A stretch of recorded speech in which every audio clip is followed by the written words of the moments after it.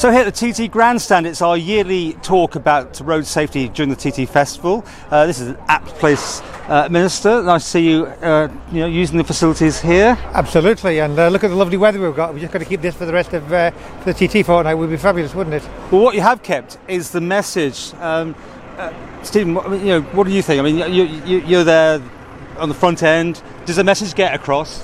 It's very hard to know whether a prevention message works because you don't know what you prevent, but I think the message is quite simple, and it's running from the theme from last year, which if you look at last year, we had a successful event, and we ultimately wanted people to come enjoy the festival, the TT Festival, but ultimately go home safely.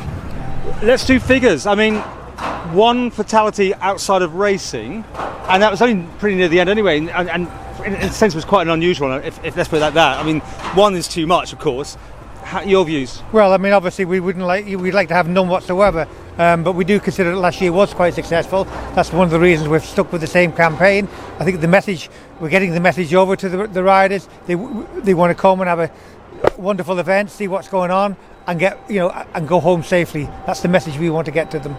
I mean, it's down to a lot of policing by you guys, and there's been this change. You've got the unmarked cars, you've got unmarked vehicles, but also you've brought in more restrictions, road speed restrictions. Yeah, I mean, it's in conjunction with our partners in the DOI. We look at some of the areas that have been causing particular issues year on year, and we've basically put some restrictions in certain areas with the ultimate aim to just try and keep people safe and be able to actually manage the volume of the traffic up in the various areas of the island. I think the coast road from Ramsey to Laxey last year proved very successful. I think that was manned by the specials, and it reduced an awful lot of accidents on that particular stretch of road. I mean, a lot of people think, the mountain road closes all the time. I mean, if there's anything these days, it's shut, and it's shut for hours at a time. So there's not a lot of long spells. I mean, the Mad Sunday thing is gone, hasn't it? Because it's I mean, people. The issue we have, if there's a bump up on the mountain, we have to close it for safety reasons, because you've got the responders that are going to it, and trying to deal with something when people are going at great speed past you it's just unsafe. So that's the reason why we do it. We don't do it on a whim. We do it when we have to. 25% of all people coming to the TT, you were saying here, are new each year. So that's a lot of people who haven't got a clue what to expect, and they're the most dangerous ones, I'm guessing, on the road. Well, I think they come for the festivities, but I actually think some people don't realise what it's like until you actually get here. So some people will be sensible. There'll be some who perhaps see the vehicles on the road and see the way people are driving, and they might try and follow suit. We just want them to be safe. It's as simple as that. And I think that's why we have to get the message out. And this year, if it's been translated into German, into French, into Spanish, so that this message is getting out to all the visitors coming, that we want you to be safe on our roads and come back next year, enjoy the event. Now, you've always got this extra PC, we call them PC rain. Sometimes on Saturday night you like PC rain because that keeps the crowds off. But seriously, I mean, the weather was good. Was that actually working in your favour because people didn't necessarily go out in the evening on their bikes or things? Or what? Yeah, no, I think the weather. I mean, it added to the atmosphere. It was fantastic weather.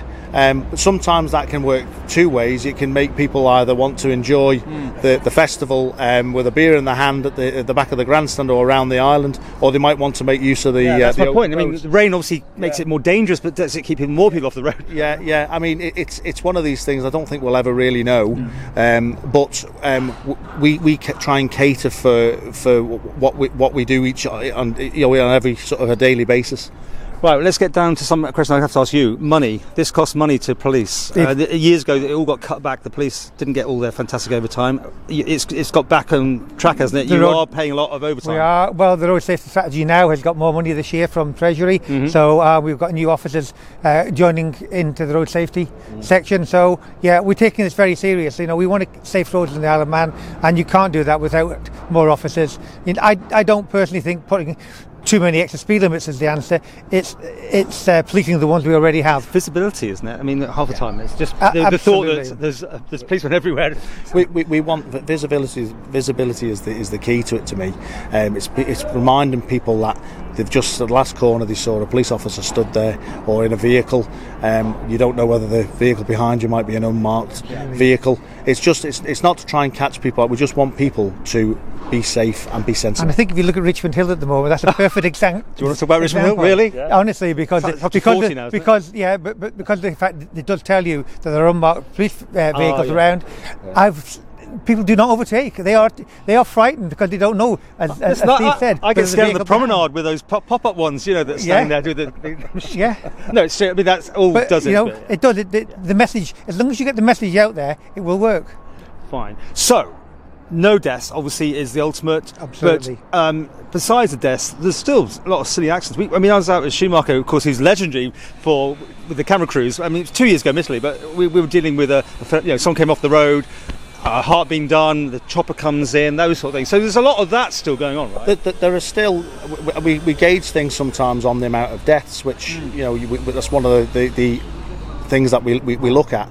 But some people are faced with life-changing injuries as a result of serious accidents, and they have to carry on with their lives. The family have to carry on with their lives, managing with somebody who's had real life-changing injuries to themselves. We don't want fatalities, and we don't want serious injury. It all starts in Lancashire, I believe, nowadays, that you're going to have the message going out before the bikers actually get on the boats. Lancashire Constabulary were over last year. They were around the island at various spots. They were here at the grandstand. We were talking to them, and they're getting a road safety message out to all the riders, and I think that went down extremely well last year, and they're coming back this year to do the same. But no German bike policemen, should I say? In past, not this year. It's or just couldn't get any interest, or what? Yeah, no, it's we had the two regulars that came. Yeah. It's just something that we haven't embarked on this year. There's no particular reason for it. It's just we haven't utilised their services.